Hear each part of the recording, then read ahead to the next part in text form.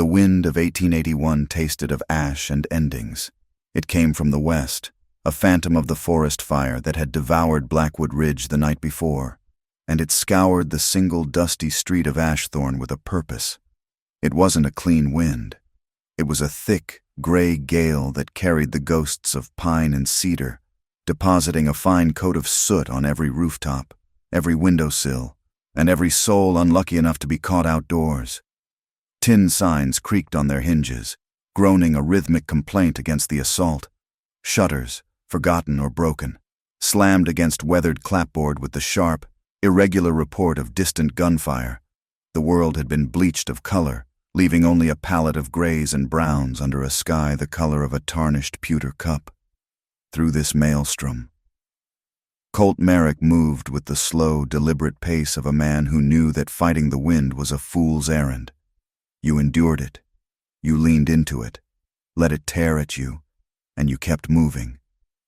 He led a string of 6 horses, their heads low and their manes and tails whipping like frayed ropes. They were sturdy animals, bred for hardship, but they flinched with every violent gust, their ears twitching, their nostrils flared against the caustic air. Colt kept a steady hand on the lead rope of the foremost horse, a dark bay whose coat was now dulled with a film of gray dust. His own shoulders were hunched, his hat pulled low to shield his eyes. A dark smudge of soot ran from his temple down his jawline, a brand from the fire he'd ridden too close to while rounding up strays. His shirt, a faded blue cotton, was peppered with the same dark residue, smelling faintly of smoke and sweat. He was guiding them toward the livery, his boots sinking slightly into the soft dirt of the street. When he reached the wooden bridge that spanned Miller's Creek, the creek was little more than a muddy trickle in the dry season, but the gully it had carved was deep and treacherous. The bridge was a simple, sturdy affair of thick planks and heavy beams, but today it was a gauntlet. The wind howled through the ravine below, trying to pry the planks from their moorings and snatch the breath from a man's lungs. Colt's horses balked at the entrance, snorting their displeasure. He murmured to them, a low, calming rumble in his chest, his voice nearly stolen by the wind. One step at a time. He coaxed them forward, the hollow clomp of their hooves on the wood a dull drumbeat against the screaming wind. It was halfway across the bridge that he saw it, just on the other side, where the road widened slightly before meeting the main street. A wagon was in trouble. It wasn't a common freight wagon or a buckboard. It was a peculiar, top-heavy vehicle, its sides painted with neat, if faded, lettering Bellamy's traveling library Athenaeum. It was tilted at a dangerous angle. One of its rear wheels sunk deep into the soft shoulder of the road, perilously close to the muddy bank of the gully. The axle, a thick piece of hickory, had snapped clean through, the jagged white wood a stark wound against the dark, oiled chassis. A woman was there, her back to him, wrestling with a large wooden crate filled with books. She was trying to shift it, to lighten the load on the broken side, but her frame was slight against the sheer, dead weight of paper and wood. Her dress, a practical brown calico, was plastered to her form by the wind, and her bonnet had long since surrendered, hanging down her back by its ribbons. Her hair, the color of dark honey, had been pulled from its pins and whipped across her face in a wild, chaotic dance. She was losing. The wagon, with every gust of wind and every futile shove she gave it, slid another inch toward the edge. Colt finished crossing the bridge, securing his horses to the hitching post outside the blacksmith's forge. He moved toward the scene, his steps silent in the howling wind. The woman didn't hear him approach. She was utterly consumed by her struggle, her knuckles white where she gripped the crate. He saw her brace her feet, her whole body trembling with exertion. He could see the fine tremor in her shoulders, the desperate set of her jaw. He had a winch and rope in his saddle roll. Without a word, he retrieved it, looping the thick rope around the solid front axle of the wagon and anchoring the other end to the stoutest support beam of the bridge. He began to work the handle, the gears grinding in protest as they took the strain.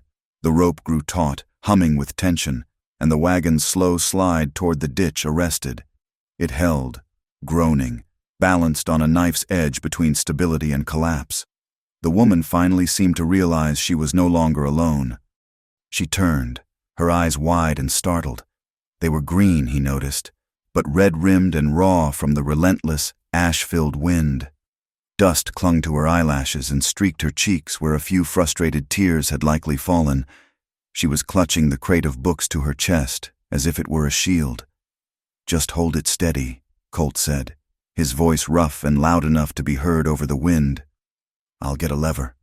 He turned to look for a loose plank or a sturdy log, but as he moved, the wagon gave a violent shudder. A chunk of the soft earth under the broken wheel crumbled away, and the entire vehicle lurched sideways. The woman cried out, a small, sharp sound of pure fear. The crate slipped from her grasp, and she scrambled to keep it from toppling, placing herself directly in the path of the tilting wagon. The heavy iron-rimmed wheel, freed from the mud, was now sliding directly toward her. "Get back!" Colt yelled. But she seemed frozen, her eyes fixed on the immense weight that was about to crush her. Her lips parted, and the words that came out were not a scream, but a strange, desperate plea, directed at him but also at the universe itself. "Keep going. If you stop now, I'll shatter," she cried, her voice a thin, raw thread against the roar of the wind. He understood instantly. She wasn't talking about the wagon anymore. She was talking about something deeper, some fragile thing inside her that was holding on by the barest of margins. The wagon, the books, the broken axle, it was all the final straw. If this one thing failed, everything would fail. He didn't hesitate. In 2 long strides, he was beside her. He ignored the sliding wagon, the straining winch, the whole precarious scene. He reached for her, and in one fluid motion, he lifted her. She was impossibly light, like a bird made of hollow bones and feathers. For a man accustomed to wrestling steers and hauling 100-pound sacks of feed, she felt like nothing, like air. He swung her clear of the wagon, her feet lifting from the ground, and set her down a 6 paces away, in the relative safety of the middle of the road. She stumbled slightly as her boots touched the ground, her hands flying to her mouth, her eyes wide with shock and a dawning awareness of the danger she had just escaped. Across the street, the bat-wing doors of the Ruby Saloon were pushed slightly ajar. A few faces, weathered and curious, peered out from the gloom. They had seen the whole thing. A low murmur passed between them, voices thick with whiskey and idle speculation. "That's Merrick," one voice rumbled. "Always finds trouble. Or trouble finds him." Another countered. "And who's the girl new?" "The book wagon lady. Bellamy. I heard." A short, gruff laugh. "The book girl and the cattleman. Well, that's a page-turner right there." The doors swung shut, cutting off the commentary, leaving Colt and Nora alone again in the wind. Just as Nora found her footing, a sickening sound cut through the air, a sharp, splintering crack. The good rear wheel, unable to bear the unbalanced weight any longer, broke from the remains of the axle. It toppled with a heavy thud, and the entire wagon crashed down onto its frame. Its slide finally, brutally, halted. The danger of it going into the gully was over, but it was now utterly crippled. Nora let out a shuddering breath, her gaze fixed on the wreckage. For a moment, she looked as if she truly might shatter, as if the cry she'd uttered had been a prophecy. But then, she straightened her shoulders. She pushed a stray strand of hair from her face, her movement stiff but resolute. Colt was already moving. He salvaged a long, thick piece of splintered timber from the broken axle and wedged it under the wagon's frame. He planted his feet, turned his back to it, and positioned the end of the beam against his shoulder. He grunted, his muscles bunching under his thin shirt, putting his entire weight and strength into the lever. Slowly, impossibly, the corner of the heavy wagon began to lift. Stones he ground out between clenched teeth. Under the frame, now Nora snapped into action. She scrambled to the edge of the road, gathering rocks, her hands working quickly, ignoring the sharp edges that scraped her palms. She shoved them into the space Colt was creating, building a crude but solid foundation. He would lift, and she would build. Back and forth they worked, a silent, desperate team. He was the brute force, she was the quick, steady hand. The wind still howled around them, but it was as if they were in their own small pocket of intense, focused silence. The world reduced to the strain of muscle, the scrape of rock on wood, and the harsh sound of their own breathing. Finally, it was done. The wagon rested on a stable cairn of rocks, its frame level enough to be worked on. Colt let the lever fall, leaning against the side of the wagon for a moment, sweat stinging his eyes, his shoulder aching from the strain. Nora stood back, her hands on her hips, her chest rising and falling rapidly.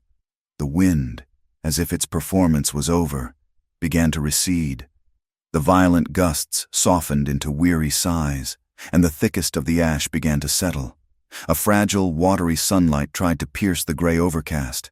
In the sudden, relative quiet, the world felt unnaturally loud. Colt could hear the steady drip of water from the blacksmith's trough, the jingle of a harness down the street. Nora looked at him. Her face was smudged with dirt, her hair a mess, but her green eyes were clear. She gave a single, small nod. It was a gesture of thanks, of acknowledgement, of shared survival. It held more weight than 1,000 words.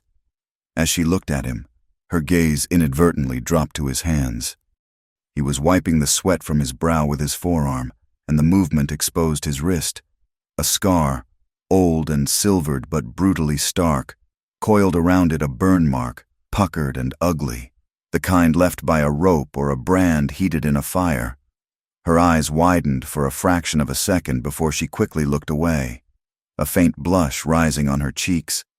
Embarrassed to have been caught staring at something so private, so wounded. Colt saw her look. He saw her look away. He said nothing, simply letting his sleeve fall back into place. He turned his head and spat, clearing the grit from his mouth. The wind was gone, but the taste of ash, bitter and persistent, remained on his tongue. It felt like it might stay there for a long, long time. Ashthorne was a town of closed doors. After the ash wind, folks sealed their windows and latched their gates, as if the grit that had settled on their sills was a physical manifestation of misfortune they could shut out. But in the silence of closed-off lives, other things began to open. In a disused grain store at the edge of town, a different kind of door was being propped open. Nora Bellamy found the space by asking the livery owner, a man whose kindness was buried under a gruff exterior. For a single silver dollar, he agreed to let her use the place. It was little more than a large, hollow box smelling of ancient dust, mouse droppings, and the faint, sweet ghost of spilled grain. Sunlight forced its way through the warped slats of the walls, striping the dusty floor with brilliant, dancing bars of light. It was a space full of forgotten things. Nora, however, saw it as a place for things to be remembered. She spent 2 days sweeping, the rhythmic scrape of her broom a lonely sound in the cavernous quiet. The dust she raised was a thick, choking cloud, but with every stroke, she felt she was clearing away not just dirt, but a kind of desolation. She'd found a blackboard, warped and gray, and leaned it against the far wall. A jagged crack ran through its upper right corner, like a lightning strike frozen in slate. Her chalk was a collection of brittle nubs, salvaged from the wreck of her wagon, each one threatening to crumble into powder with the slightest pressure. She arranged 3 rickety benches she'd bartered for with a copy of Walden. It wasn't a schoolhouse, not yet, but it was a start. She posted a notice, written in a clear, determined hand on a piece of spare paper.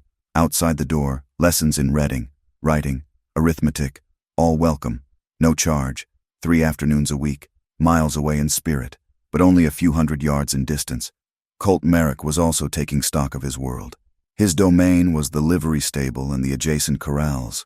It smelled of horse, hay, and worn leather clean, honest smells that were the only currency he truly trusted. He moved among his animals with a quiet, practiced grace, his hands running over their powerful flanks, checking for burrs, feeling the strength in their muscles. He counted them again, though he already knew the number. 6 horses he'd brought in from the high country, strong and ready for sale. They were his future. What little of it he felt he could claim. In his pocket. His fingers brushed against a piece of paper, folded and worn soft at the creases. It wasn't soft like a letter from a loved one. It was soft from being worried over, from being taken out and stared at in the thin light of dawn. It was a notice from the Ashthorne Bank, a polite but firm reminder of the interest due on the loan for his small parcel of land.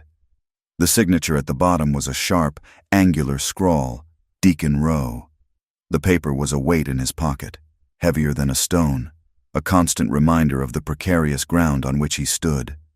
He took out his ledger and a pencil stub, and beside the entry for feed, he wrote, "On credit," the words looking stark and damning on the page. Whispers travel faster than a horse can run in a town like Ashthorne. They start in the shadowed corners of the saloon, get traded over the counter at the general store, and are passed between neighbors over sagging fence lines. The whispers had found a new subject, or rather, an old one rekindled. They were about Colt Merrick. Saw him with that bookwoman, a man said, leaning on the blacksmith's anvil. Wagon axle snapped right in front of him. The blacksmith, hammering a glowing horseshoe, didn't look up. Trouble follows that one. It ain't just trouble. The first man lowered his voice. It's a curse, a bad wind. Think about the Silver Spur Ranch, flourishing. Then Merrick signs on, and 6 months later the whole place goes up in smoke. Big fire, just like the one the other night. Heard he was the one who let the horses out but let the hay barn burn, the blacksmith added, his hammer falling with a final, decisive clang. Some say he did it on purpose. Owed the owner money, they say. Burned the debt right along with the barn. The words, spoken just loud enough to be carried on the breeze, found their way to Colt as he led a horse to the trough. He didn't turn. He didn't acknowledge them. He just stood, his back to the men, his jaw tight, feeling the heat of their speculation like a brand on his skin. Colt brings bad luck. It was a simple, easy story, and in a town where life was hard, people liked simple stories. A few days later, Nora saw him at the town well. It was the center of Ashthorne's public life, a place of necessity where paths were forced to cross. He was working the pump handle with a steady, rhythmic motion, filling a pair of wooden buckets. He moved as if he were trying to take up as little space in the world as possible, his shoulders slightly hunched, his gaze fixed on the gushing water. Nora hesitated for a moment, then walked toward him, clutching a book in her hand. It was a slim volume with a plain brown cover. As she drew near, he sensed her presence and stopped pumping, his hand resting on the iron handle. He didn't look at her, but she knew he was waiting. "Mr. Merrick," she began, her voice clearer than she expected. "I believe this is yours." He finally turned his head, his eyes a guarded, pale blue. He glanced at the book and then at her face. "Don't recall buying any books, ma'am." "You didn't," she said, a small smile touching her lips. "You dropped it." "From one of the crates. The day of the day my wagon broke." She held it out to him. It was a copy of An Introduction to Elementary Arithmetic. He looked at the book as if it were a foreign object, something he had no use for. He slowly wiped his wet hand on his denims and reached for it, for a brief, charged second. As he took the book, his calloused fingers brushed against hers. The contact was fleeting, accidental, but it sent a jolt through the air between them. Their eyes met, and in that moment, the careful walls they both kept around themselves seemed to vanish. She saw in his eyes not a curse or bad luck, but a deep, weary loneliness. He saw in hers not a fragile bookwoman, but a surprising, quiet strength. The moment stretched, becoming too loud in the silence. Both of them looked away at the same time, as if by mutual, unspoken agreement. The walls went back up. "Winds died down," he said, his voice rough. He stared at the horizon. "Yes," she replied, her gaze finding a loose stone on the ground. "The dust has settled, for the most part. It'll come back," he said. It wasn't a prediction. It was a statement of fact. "I suppose it will." She cleared her throat. "Thank you again, for your help with the wagon." He just nodded, picked up his buckets, and walked away without another word, the arithmetic book held awkwardly in his hand. That evening, in the smoky back room of Ruby's saloon, 2 men sat at a table, a bottle of whiskey and 2 glasses between them. One was Deacon Rowe, the town's banker. He was a man built of soft edges and sharp angles, a fleshy face, but eyes as hard and precise as newly minted coins. The other was Barclay Mott, the foreman for the railroad spur being built 10 miles east. Mott was the opposite of Rowe. He was all hard edges, a man of sun-cracked skin and hands that looked like they could bend iron. "The survey is complete," Mott said, his voice a low gravel. "The main line will pass north of town, as planned. But we need a loading depot, a place for cattle cars, lumber, supplies." Rowe poured a generous measure of whiskey into Mott's glass. He smiled, a thin, unpleasant expression. "And you have found the ideal location?" "I presume I have," Mott said, taking a sip. "That flat piece of land just east of the gully. It's perfect, level, clear, easy access to the main road." "Ah," Rowe said, swirling the amber liquid in his glass. "Merrick's plot. The Cowboy." "That's his." Mott frowned. "I heard he was broke." "He is," Rowe confirmed, "or will be, soon enough. His note is due. He has no way to pay it, not unless he sells his stock, and he won't get a fair price in this market." Mott leaned forward, his interest piqued. "So the bank will foreclose, the bank will acquire the asset." "Yes," Rowe corrected smoothly. "It is a simple matter of business." He paused, looking at Mott. "And the bank would be willing to sell that asset to a reliable partner, such as the railroad, for a very reasonable price, especially if that partner showed his gratitude in a tangible way." Mott understood. He smiled, a predator's grin. "And what about the town council? They'd have to approve the rail depot." "The council understands progress," Rowe said dismissively. "They understand that a railroad depot brings money and jobs. They will see the wisdom in it." He topped off Mott's glass. "There was one other detail. That land also serves as the only significant windbreak for the eastern edge of town. The livery, the old grain store. They get the full force of the westerly gales without it." Mott shrugged. "Not my concern. Progress has a price." Rowe raised his glass. "To progress." Mott clinked his glass against Rowe's, the sound a dull thud in the quiet room. In the dim lantern light, they shook hands, the banker's soft palm disappearing into the foreman's crushing grip. A deal was struck in the shadows, a deal that would be paid for with land and wind and the fragile hopes of others. The next afternoon, Colt was mending a harness outside the livery. He worked with his head down, his fingers deft and sure, trying to lose himself in the familiar task. He avoided the main street, avoided the well, avoided any place he might have to meet the gaze of his neighbors. He just wanted to be left alone, to work with his horses and wait for the inevitable. From across the way, coming from the open doors of the old grain store, he heard a sound. It was the sound of children's voices, hesitant and unsure, reciting the alphabet. And then, another sound, a cough, a single, dry cough, followed by another. It was Nora's. The dust she had stirred up in her quest to build a school was still in the air, a constant irritant. The sound was small, insignificant. Anyone else would not have noticed it. But Colt did. He stopped his work, the leather strap still in his hand. He didn't want to care. He had his own troubles, a mountain of them. But he couldn't help it. He lifted his head and, for the first time that day, he looked directly at the grain store, a place of broken chalk and stubborn hope, and he listened. Some cracks are not in bone or wood, but in memory. They are hairline fractures in the soul, invisible to the eye, that threaten to splinter at the slightest sound, the barest pressure. Nora Bellamy lived with such cracks. They had formed 2 years prior, on a sun-drenched afternoon in Santa Verity, a town that had promised her a different life.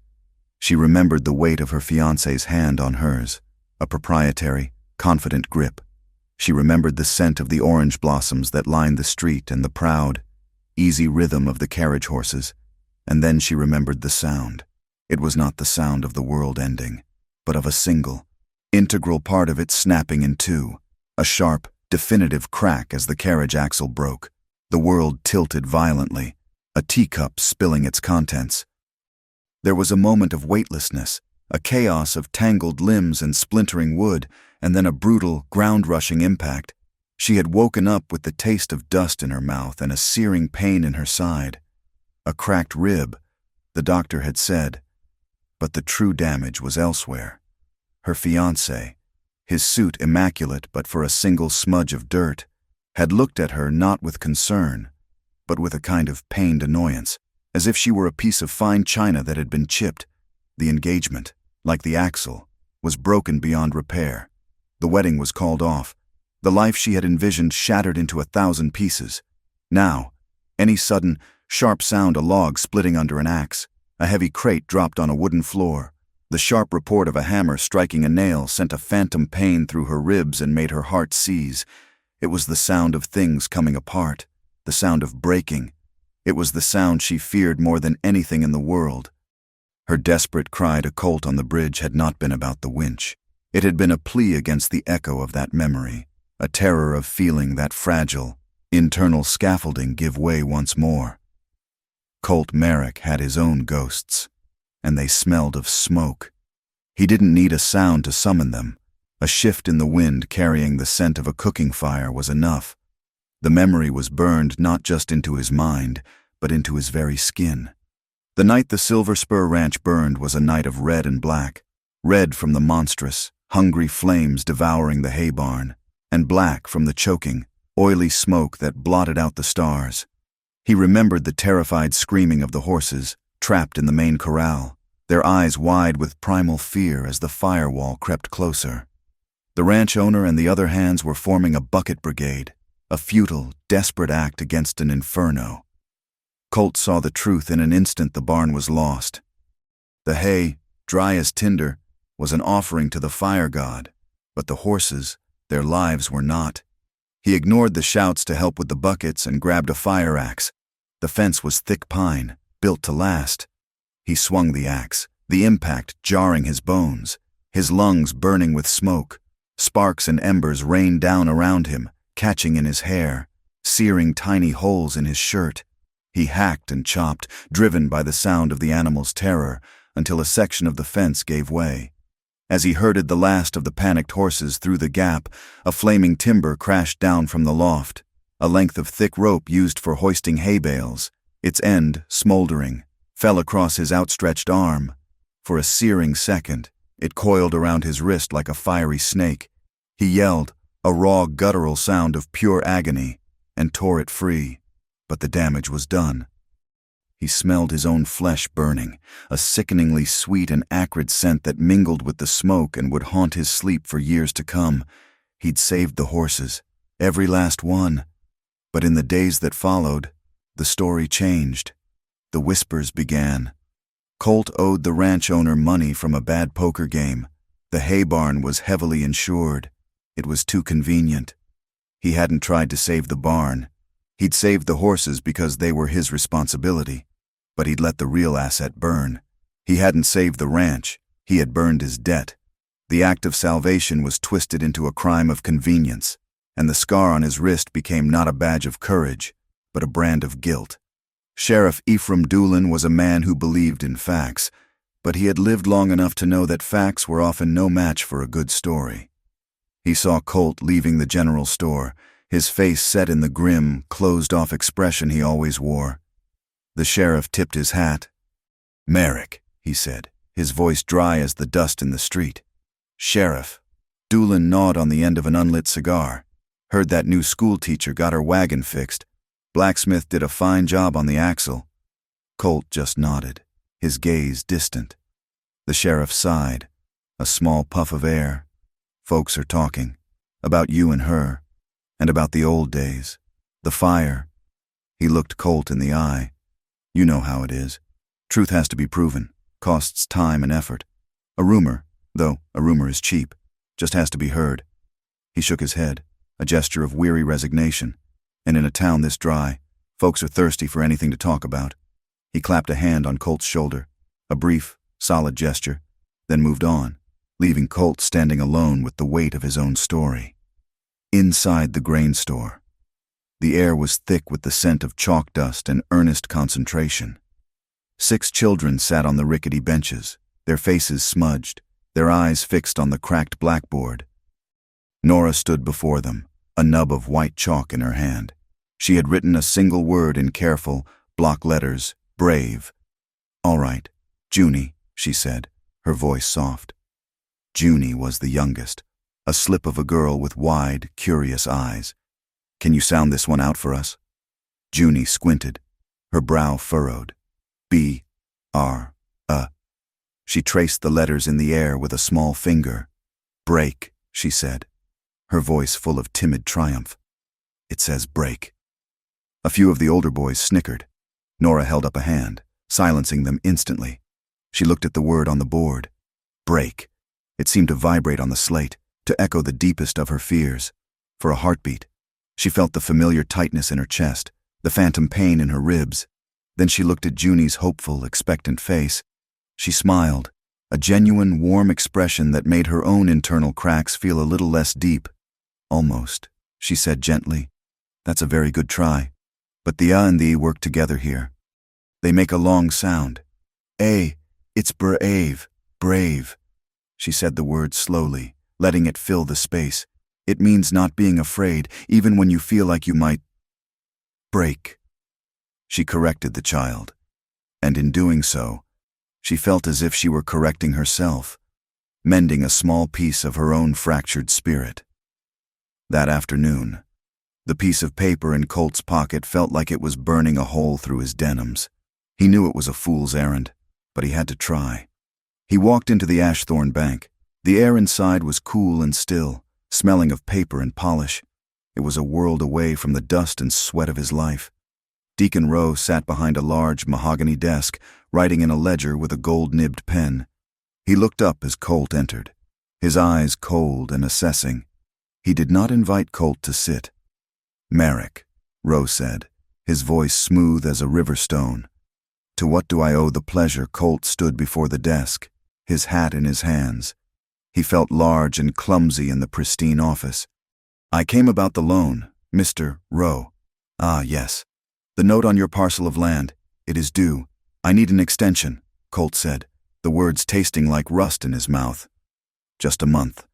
I have a string of horses ready for sale. The market will turn." Rowe leaned back in his leather chair, a thin, condescending smile playing on his lips. He steepled his fingers, looking at Colt as if he were an interesting but predictable insect. "An extension requires collateral, Mr. Merrick, something of tangible value to secure the bank's investment." He paused, letting the silence hang in the air. "Your land secures the current note. Your horses are not yet sold. Tell me, what other assets do you possess?" He leaned forward slightly, his voice dropping to a confidential, mocking whisper. "Your gold.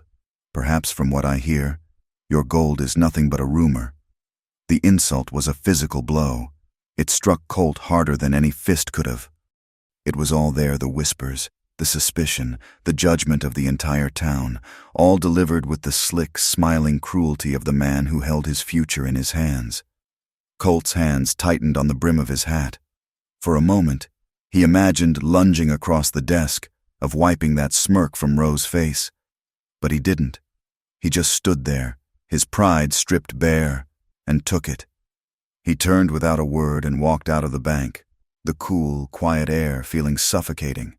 Night fell on Ashthorne like a shutter closing. A thin, sickle moon did little to push back the profound, inky blackness of the plains. In her small room above the general store, Nora was mending a tear in one of her dresses by the light of a single kerosene lamp. The day in her school, the moment with Junie, had left her with a fragile sense of purpose. It was not the life she had planned in Santa Verity, but it was a life she was building herself, piece by broken piece. A sound from the street below drew her attention. It was the soft, deliberate clop of a single horse, moving at a walk. It wasn't the sound of a late-night traveler or a cowboy heading home from the saloon. The gait was too slow, too careful, stealthy. She rose from her chair and went to the window, parting the thin curtains just enough to see. The street was empty, but her eyes were drawn to the dark, hulking shape of the grain store.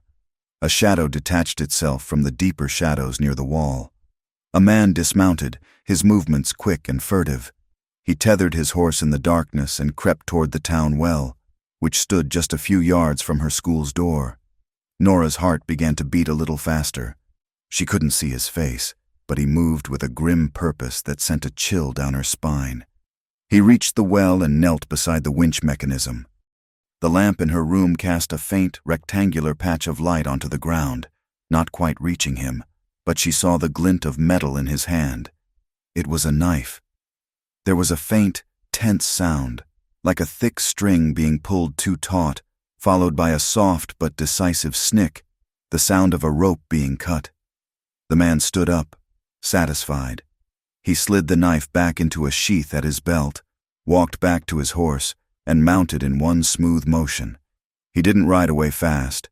He urged the horse back into the shadows and disappeared as silently as he had arrived. Nora stood frozen at the window, her hand pressed to her mouth. The rope to the well her students used, the well she used to settle the constant dust, had been severed. It was a small act of malice, a petty piece of vandalism. But in the deep, quiet dark of the ash-thorn night, it felt like a declaration of war. The next morning, the sun rose with a kind of bland indifference, promising a day like any other. Inside the grain store, the day was anything but ordinary. It was filled with the small, miraculous sounds of progress. A young boy named Caleb, who had previously only been able to scrawl his name, successfully wrote the word cat on his slate. A girl who had been terrified of numbers correctly added 2 and 3 to make 5.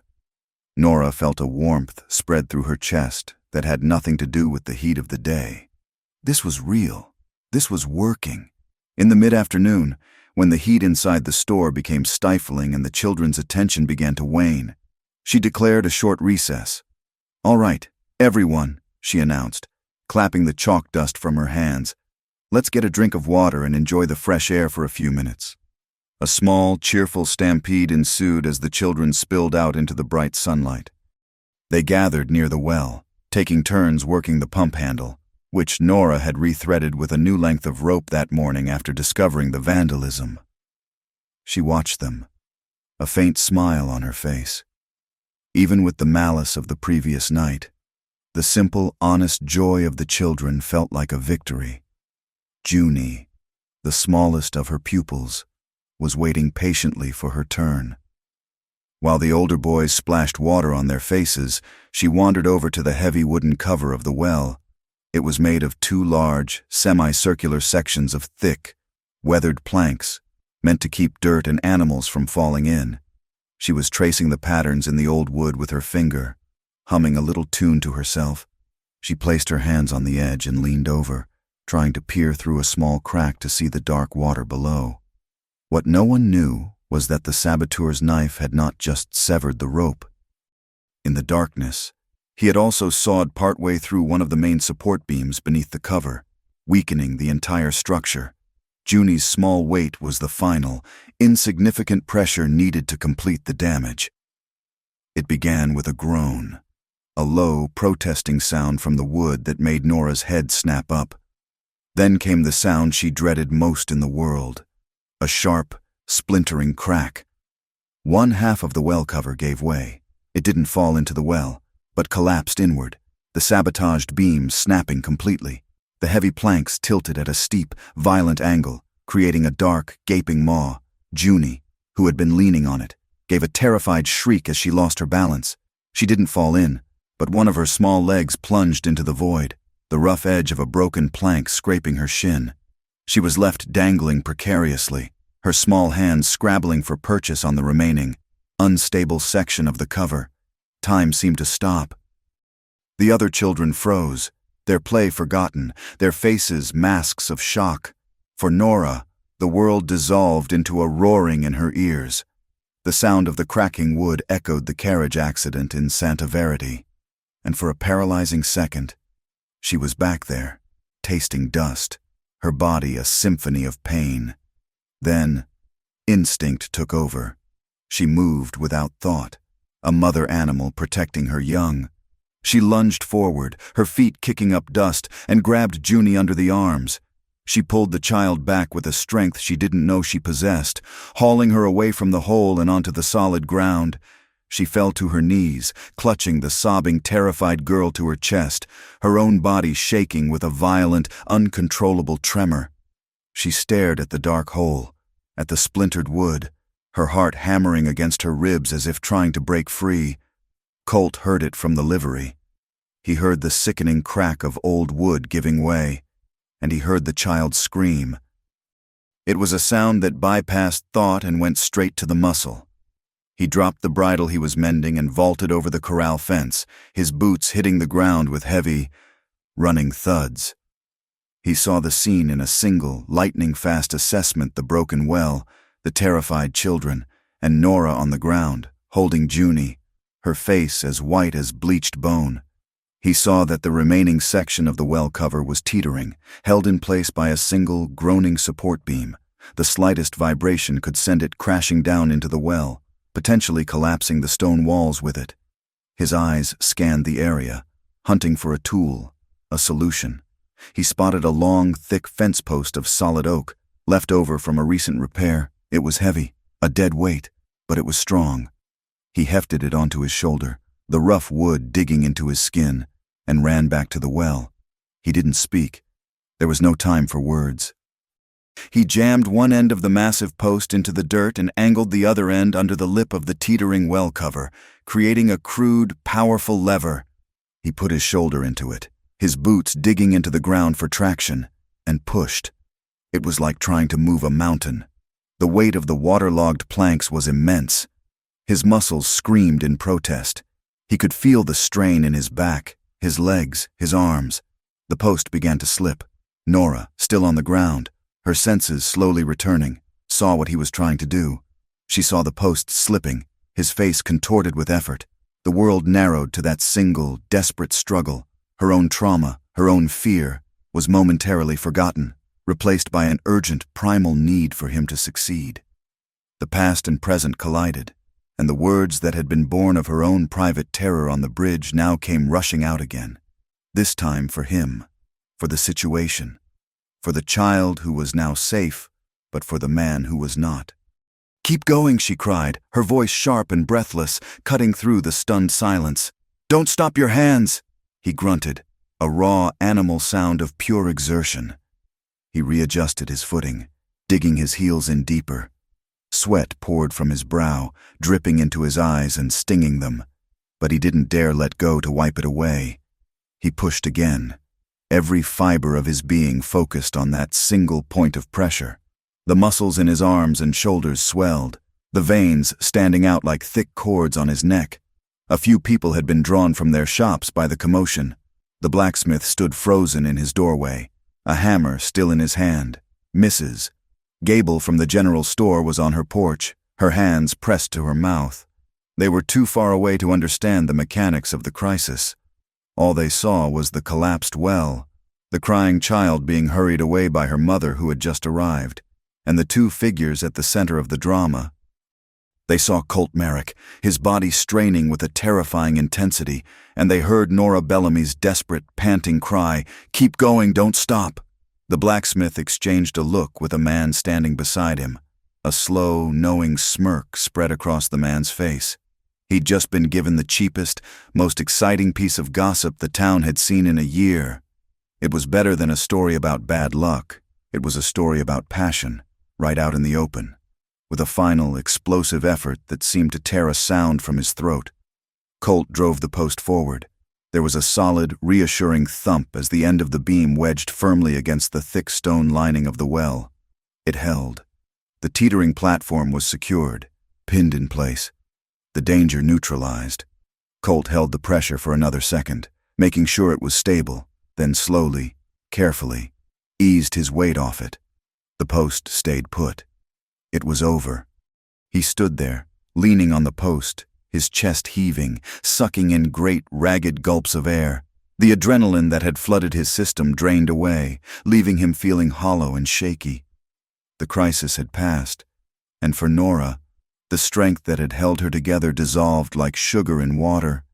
The terror she had suppressed came rushing back, a tidal wave of remembered fear and present shock. A low sob escaped her lips, and her body went limp.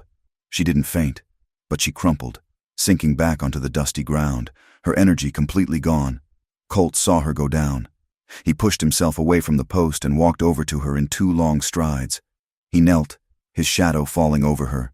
He looked at her for a moment, at her pale face and the tremors that still ran through her. Then, just as he had before, he slid one arm under her back and the other under her knees and lifted her. He carried her away from the broken well, away from the staring eyes of the onlookers, and into the shade of the grain store's small, covered porch. He set her down on a rough wooden bench with a gentleness that seemed at odds with the raw strength he had just displayed, as if he were placing a sleeping child in its crib. He remained standing over her, a silent, looming protector. After a minute, the shaking began to subside. Nora took a deep, shuddering breath and pushed a stray strand of hair from her face. She slowly opened her eyes and looked up at him. The memory of her frantic words came back to her, and she understood in an instant how they must have sounded to anyone else. A deep, painful blush rose from her neck, flooding her cheeks with heat. "The post," she said, her voice a reedy whisper. "I was talking about the post, so it wouldn't slip." She met his gaze directly, her own eyes wide and mortified. Not about anything else. A wry, self-mocking smile flickered on her lips. "I seem to have a habit of saying the wrong thing at the worst possible time." Colt looked at her, at the blush on her cheeks and the honesty in her eyes. He felt a strange heat rise in his own face, a discomfort that was entirely new to him. He was a man used to physical hardship, to loneliness, to suspicion. He was not used to this raw, embarrassing, and intensely human connection. He broke eye contact, his gaze shifting to the distant corrals of the livery. He gave a single, almost imperceptible nod. "I know," he said, his voice lower and gruffer than usual. "I was only listening to the timber, ma'am."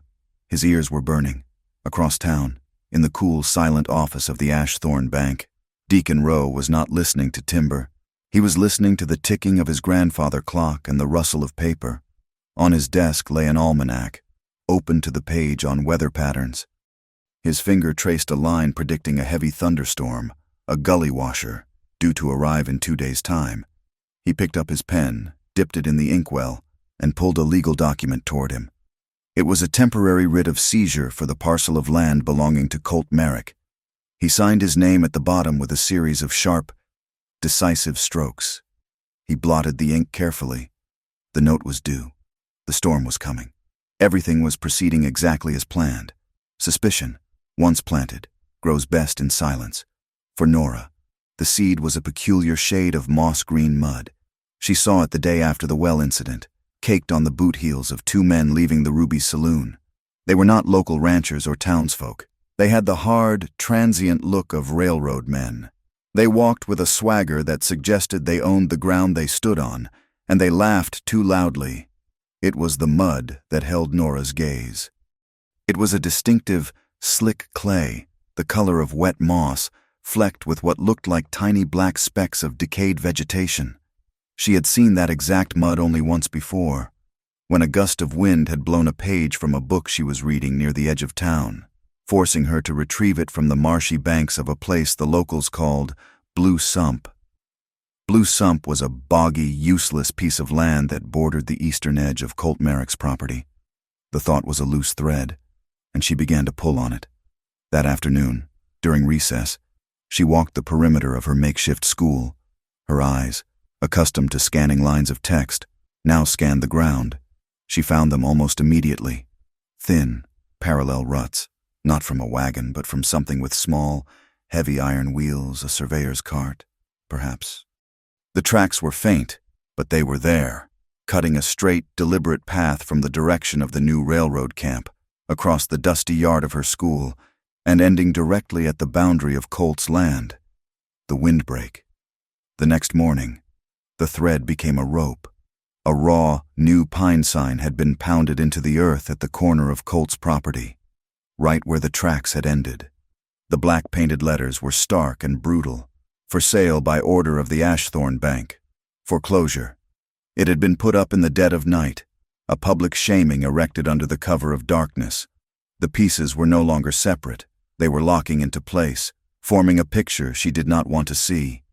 She found Colt in the livery, brushing down a handsome sorrel mare. He worked with a grim, methodical rhythm, his movements economical and devoid of their usual gentleness. He didn't seem to be grooming the horse so much as punishing the dirt from its coat. The for sale sign was visible from the livery doors, a constant, silent accusation. "I saw the sign," she said, her voice quiet. He didn't stop his work. The brush moved. Hiss, hiss, hiss, against the horse's hide. "The whole town has seen it. It isn't right. Right has nothing to do with it," he said, his voice flat and hard as packed earth. "The note's due. I can't pay. Roe takes the land. It's simple arithmetic." He tossed the brush into a wooden bucket with a clatter. He turned to face her, and the look in his eyes was one of raw, scraped bare defeat. "It's over, Miss Bellamy. I'm selling the horses. All of them. I'll take what I can get from a trader in Blackstone, pay Roe what I can, and ride on." The words struck Nora with a physical force. The horses were his lifeblood, the only real asset he had left. Selling them now, in a down market, was an act of surrender. It was letting them win. "No," she said, the word coming out with more force than she intended. She stepped forward, placing herself between him and the saddles he was beginning to pull from their racks. "You can't. Those horses, they're your future." He laughed, a short, bitter sound. "What future?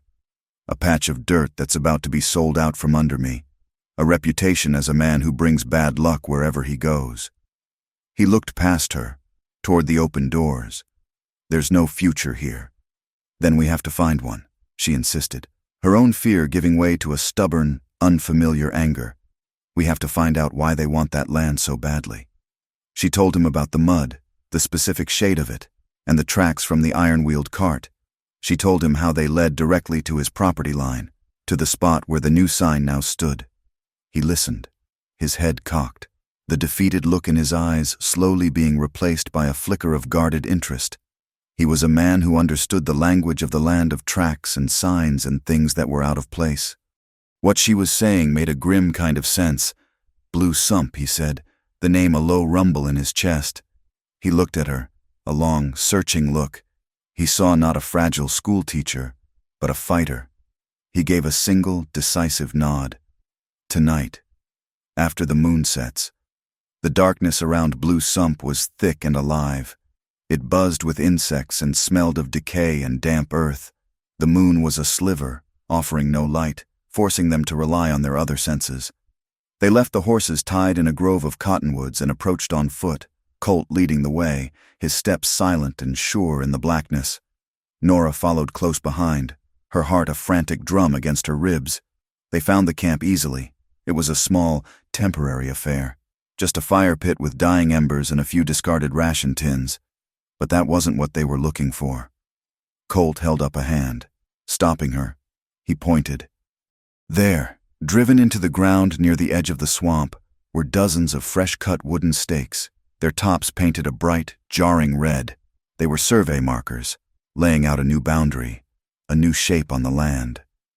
They moved closer, their boots sinking into the slick, moss-green mud Nora had recognized.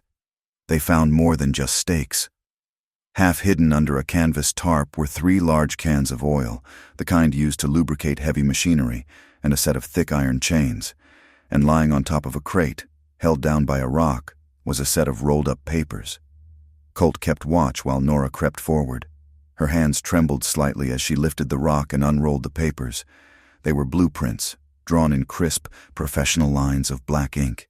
At the top, a title was printed in block letters, Proposed Railroad Spur Cattle Depot. Her eyes followed the lines. The drawing showed the main rail line passing to the north, but a new spur branched off, cutting south.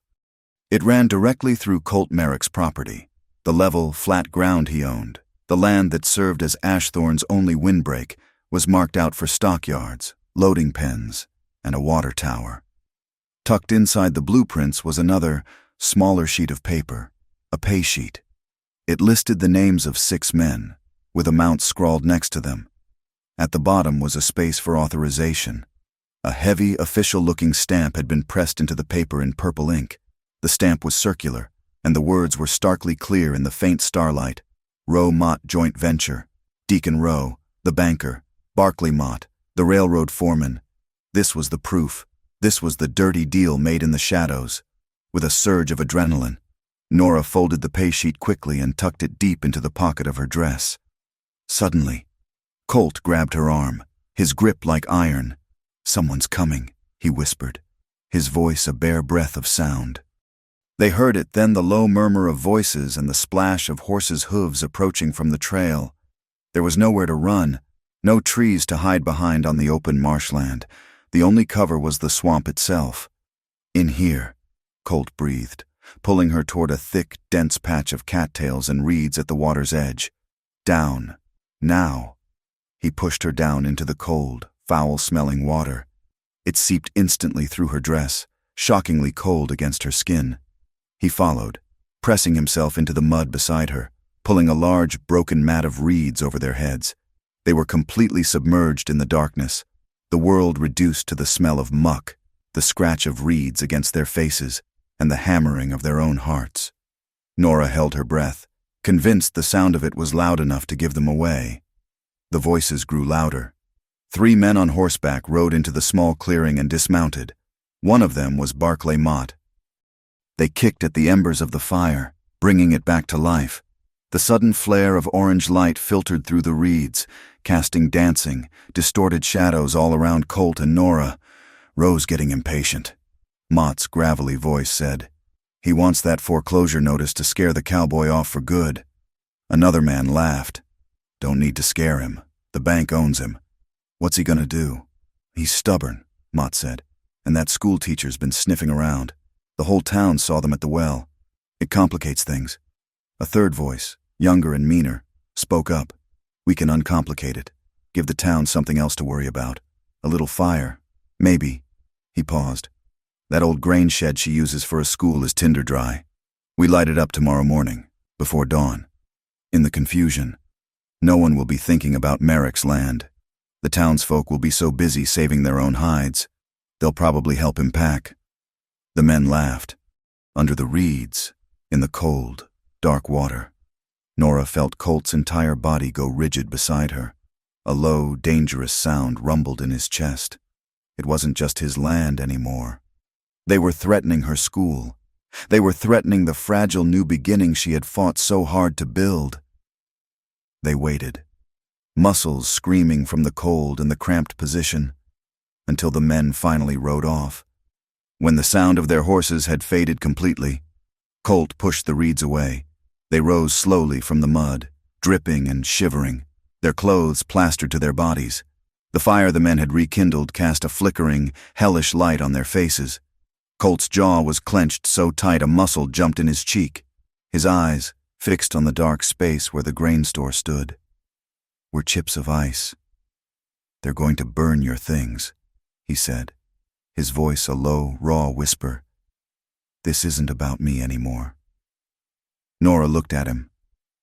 She was cold, she was terrified, but a fire of her own was beginning to burn, a defiant heat that pushed back the chill.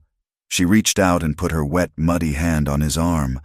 "Ours," she said, her voice shaking but clear and strong in the sudden quiet of the swamp. "They are going to burn our things." There was no time to be cold or wet. There was only the horse. Colt pulled Nora up behind him onto the saddle of Hickory, his strongest, steadiest bay. The horse was built for endurance, not speed, but tonight it would need both. Nora's arms wrapped around Colt's waist, her hands clutching the front of his shirt. She could feel the hard, tense muscles of his back, the steady beat of his heart against her cheek, tucked deep in her dress pocket. The folded pay sheet felt both as fragile as a dead leaf and as heavy as a bar of lead. It was their only weapon. "Hold on," Colt said, his voice a low growl that was more a physical vibration than a sound. He didn't need to say it. Nora held on as if her life depended on it, because it did. With a nudge of his heels, Colt sent Hickory surging forward, away from the stinking mud of the sump and into the oppressive, starless dark of the high plains. The night was a black curtain, torn only by the sliver of a waning moon that offered just enough light to turn the landscape into a treacherous world of shifting shadows and phantom shapes. They rode hard, Hickory's hooves a frantic, muffled drumbeat on the dry earth. The wind of their passage was a cold knife, cutting through their damp clothes, chilling them to the bone. Nora pressed her face against Colt's back, trying to shield herself from the biting air. Behind them, she heard a shout, thin and sharp in the vast emptiness. Then another. They had been discovered. The pursuit began. Hoofbeats, more than one set, rose up behind them, a sound of galloping thunder that seemed to shake the very ground. Colt didn't look back. His focus was entirely forward, his eyes scanning the treacherous terrain, his hands light but firm on the reins, guiding Hickory through gullies and around thickets of thorny mesquite. He was a part of the horse, moving with its rhythm, anticipating its every move. A flash of orange split the darkness to their left. It was followed a half-second later by the sharp, flat crack of a rifle. The sound was brutally loud in the quiet night. Nora flinched, burying her face deeper into Colt's back. Another flash, this one closer. A high-pitched whine, like an angry insect, sang past Colt's ear. He felt a tug at his hat, and it flew from his head, snatched away into the darkness. "They're shooting," Nora stated, the words a gasp of terrified air. "They're not trying to hit us," Colt yelled back over the sound of the wind and the pounding hooves. "They're trying to hit the horse, or just run us to ground." Dirt kicked up beside Hickory's flying hooves, the small explosions of earth glittering for a moment like sparks in the faint moonlight. They were closing. The other horses were faster, built for short bursts of speed. Hickory was a marathon runner in a sprinter's race. Colt pushed the bay harder, urging him on, but he could feel the animal's powerful lungs beginning to labor. Ahead, a dark line appeared against the slightly less dark sky. It was the gorge carved by Thistle Creek. It wasn't wide, but it was deep, a black, hungry mouth in the earth. The only way across was Thistle Bridge, a rickety-looking span of rope and bamboo slats, built by prospectors years ago and seldom maintained. It was their only chance. The bridge colt shouted, "It won't hold them all." Hickory's hooves hit the wooden approach to the bridge with a hollow, booming clatter.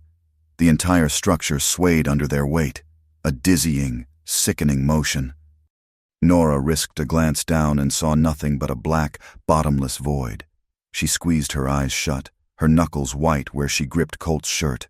The horse did not hesitate, its training and trust in its rider overriding its fear. It scrambled across, its iron-shod hooves slipping on the smooth bamboo. They reached the other side just as the first of their pursuers thundered onto the opposite end. Colt slid from the saddle before Hickory had even come to a full stop. "Keep him moving," he ordered Nora, shoving the reins into her hands. He pulled a long hunting knife from the sheath on his belt and turned back to the bridge. He didn't attack the main support cables. There was no time. Instead, he went for the secondary guy ropes, the thick hemp lines that kept the bridge from swaying too violently. He sawed at the thickest one, the fibers parting with a series of sharp, protesting snaps. The bridge groaned, its delicate balance shifting. Two of the riders were halfway across now, their faces grim masks in the moonlight.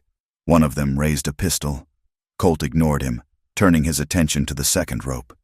He hacked at it, his arm a blur of motion, with a final, loud twang. The rope broke free. The effect was instantaneous and catastrophic, deprived of its lateral support. One side of the bridge sagged violently. The bamboo slats twisted and broke apart. The entire structure contorted, dumping one of the riders and his screaming horse into the blackness of the gorge. The other rider, the one closer to Colt's side, was just a few feet away when the bridge gave way. With a desperate curse, the man abandoned his horse and made a suicidal leap for the cliff edge. His fingers clawed at the rock, catching a handhold. He scrambled, his boots finding purchase on the crumbling shale, and pulled himself onto solid ground, his pistol still clutched in his hand. He was a big man, one of the railroad thugs Nora had seen in town, his face a mask of rage. Colt was on him in an instant. They met with a grunt, a tangle of limbs on the very precipice of the chasm. There was no room for skill, only for desperate, brute force. The man swung his pistol, trying to brain Colt with the barrel. Colt ducked under the blow, driving his shoulder into the man's gut. They staggered together, their boots dislodging a shower of rocks that rattled down into the darkness. Nora watched in horror, her heart frozen in her chest. Hickory, agitated, danced nervously behind her. She had to do something. Her hand went to her pocket, not for the pay sheet, but for a small, cylindrical object she always carried in her satchel, a signal flare, a precaution for traveling alone. She pulled it out, her fingers fumbling with the striker cap, behind the fighting men. A patch of scrub brush, left tinder dry by the long summer, clung to the cliff edge. Colt and the man were locked together, grunting and straining. The man was bigger, heavier, and he was forcing Colt backward, step by agonizing step, toward the abyss. Colt's heel slipped on a loose stone. He stumbled, his arms flailing for balance. Nora got the flare lit. It erupted with a brilliant, blinding magnesium white light, hissing like a cornered snake. Without a second thought, she threw it, not at the man, but into the patch of dry brush. The effect was immediate. The brush caught with an audible whoosh, exploding into a sudden, shocking wall of bright flame. The light was dazzling, disorienting. The thug, momentarily blinded, flinched and shielded his eyes. It was the opening Colt needed. But he was still off balance, his body teetering on the edge. Nora saw him start to fall. The memory of her own desperate cry, her own fear of shattering surged through her. But this time it was not for herself. It was for him.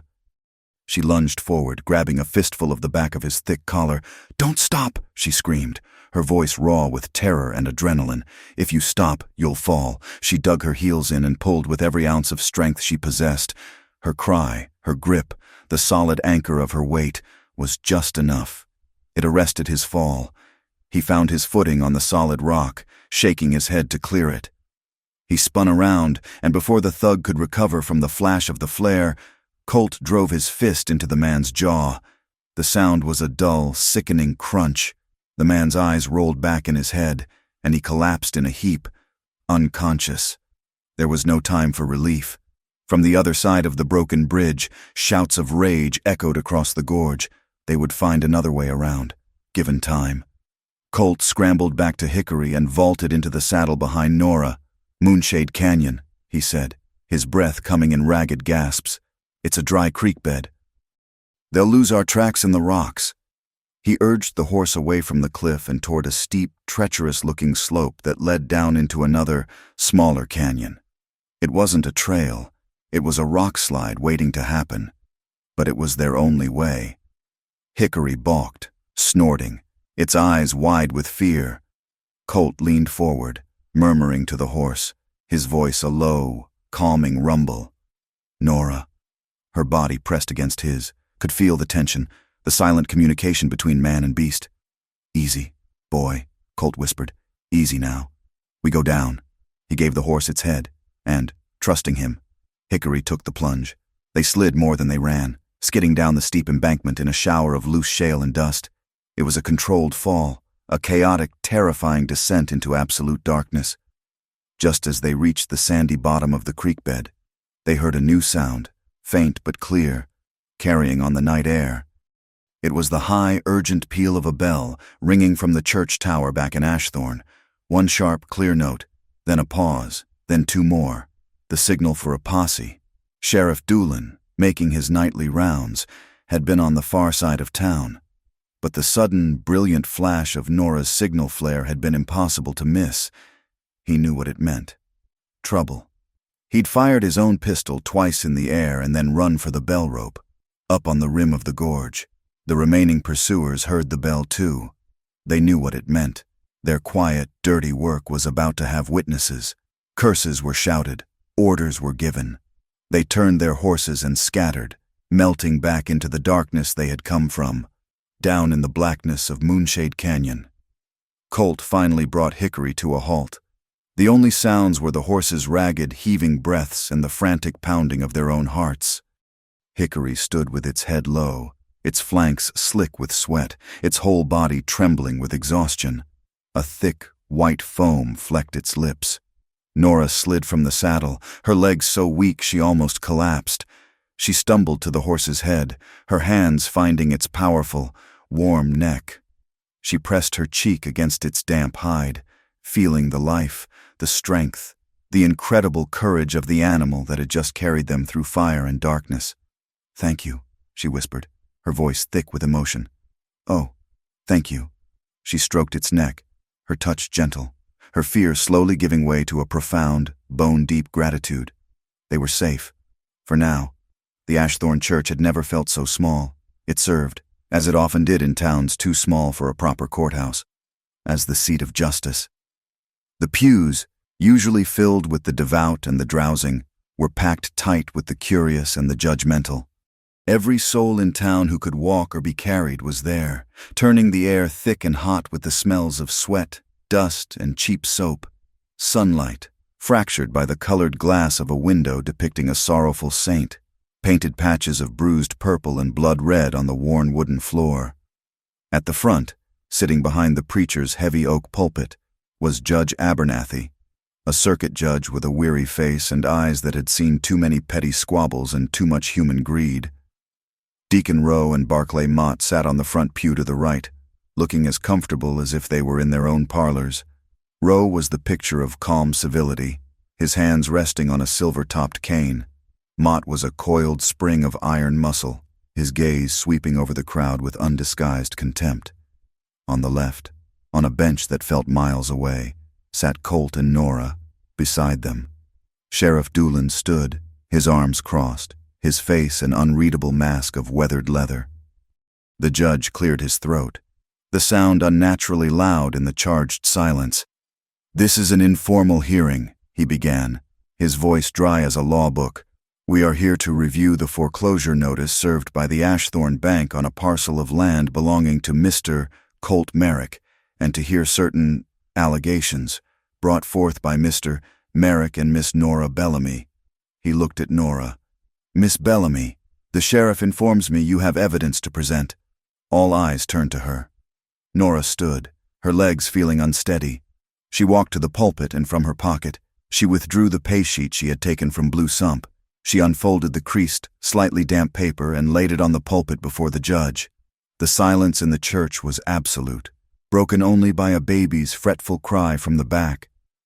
"This is a pay sheet from the railroad camp," she said, her voice clear and steady. "It lists payments to Mr. Mott's men for work done, and at the bottom, it is authorized with a stamp." She pointed a slightly trembling finger at the purple ink. "It says, Rowe Mott, Joint Venture." A collective gasp, a ripple of whispers, went through the crowd. This was it. The link. The conspiracy laid bare. Judge Abernathy picked up the paper, studying it through a pair of small spectacles. He looked over at Rowe. Deacon Rowe did not seem perturbed. He smiled, a thin, patronizing expression. He rose slowly to his feet. "Your Honor, if I may," he asked, his voice smooth and reasonable. "The bank and the railroad do indeed have a joint interest in seeing the rail spur completed. It will bring prosperity to this town, a fact I'm sure we can all appreciate." He paused, letting his words sink in. "That pay sheet is for wages paid to men for security services, given the recent fire and other troubles. Mr. Mott and I felt it prudent to hire men to protect our respective assets in the area. It is a simple, sensible business precaution." The explanation was so slick, so plausible, that it sucked the air right out of Nora's accusation. It turned her damning proof into a mere footnote in a business ledger. Before the judge could respond, Barclay Mott stood. He held up a thick, official-looking document, its seal shimmering with blue ink. "And speaking of assets..." "Your Honor," Mott boomed, his voice filling the church, "I have here a right-of-way grant, signed and sealed by the territorial authority. It gives the Great Basin Railroad explicit permission to survey and build on any land necessary for the completion of the line, pending fair acquisition." He slapped the document down on the pulpit. It landed with a heavy, final thump. "We have the full backing of the government. This is not some back-alley scheme. This is progress." The mood in the room shifted. The townsfolk looked at the official document, at the confident faces of Rowe and Mott, and then at Colt and Nora. The whispers started again, this time with a different tone. Progress was a powerful word. It promised jobs, money, a future. Sheriff Doolin stepped forward. He placed a heavy burlap sack on the floor, and from it, he pulled one of the oil cans they had found at Blue Sump. "We found this at a camp on the edge of Blue Sump, Your Honor," Doolin said, his voice a low drawl, along with survey stakes marking out a path straight through Mr. Merrick's land. He held the can up.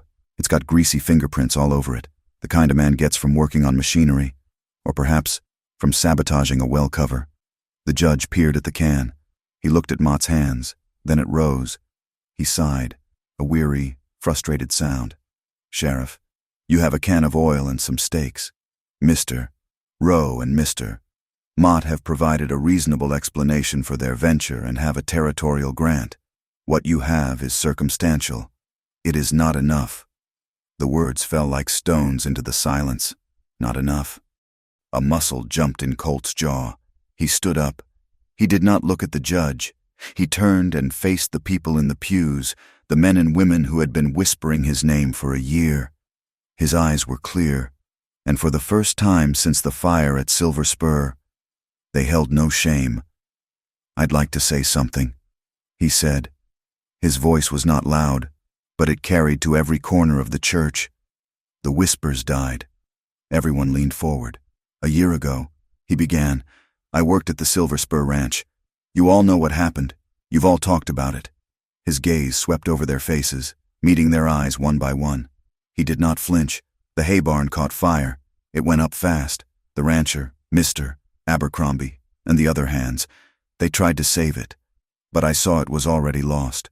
The only thing left to save was the horses, trapped in the corral. He paused, and the memory of that night was plain on his face. I owed Mr. Abercrombie money. Not a lot, but some. The story you all tell yourselves is that I let the barn burn to burn my debt. The story you tell is that I'm a man who brings bad luck. He held up his right arm, pushing back his sleeve to reveal the ugly, puckered burn scar that coiled around his wrist. "This is the truth," he said, his voice growing rough with emotion. "The truth is, I chopped through a fence while the fire rained down on me. The truth is, I drove 30 terrified horses to safety. The truth is, I got this scar pulling a burning rope off my own skin. I saved every animal he owned. I didn't burn my debt. I did my job." A single bead of sweat trickled down from his temple, ran along his jaw, and dropped, falling with a tiny, audible splash onto the dusty floorboards. The silence that followed was different. It was heavy, filled with the weight of his words, with the shame of people who had judged a man without ever looking him in the eye. Before the silence could be broken, Nora stood beside him. She looked at the judge, but her words were for the town. "This land," she said, her voice ringing with a passion that surprised everyone, "isn't just a windbreak for the livery stable. It's a windbreak for my school, for your children." She looked at the parents in the crowd. "You all remember the ash wind. You remember the dust. You remember the coughing. That field, that small patch of earth Mr. Merrick owns, is the only thing standing between your children's lungs and the next fire, the next dust storm." Her voice dropped, becoming fierce and protective. "Progress is a fine thing, but if the price of a railroad spur is a generation of children who cough up ash for the rest of their lives, then the price is too high. If knowledge can't be protected by that windbreak, if my students can't breathe without breathing poison, then what kind of progress is that?" Her words hit home. The mothers in the room clutched their children a little tighter. The men shifted uncomfortably in their seats. She had taken the argument away from property and money and made it about their own flesh and blood. Judge Abernathy looked from Roe's cold fury to Colt's raw dignity to Nora's fierce determination. He was a man caught in the middle. He rubbed his weary eyes. "There are too many conflicting claims here," he declared finally. "The territorial grant is valid, but the allegations of sabotage are serious. The boundary lines themselves seem to be in dispute." He looked down at his calendar.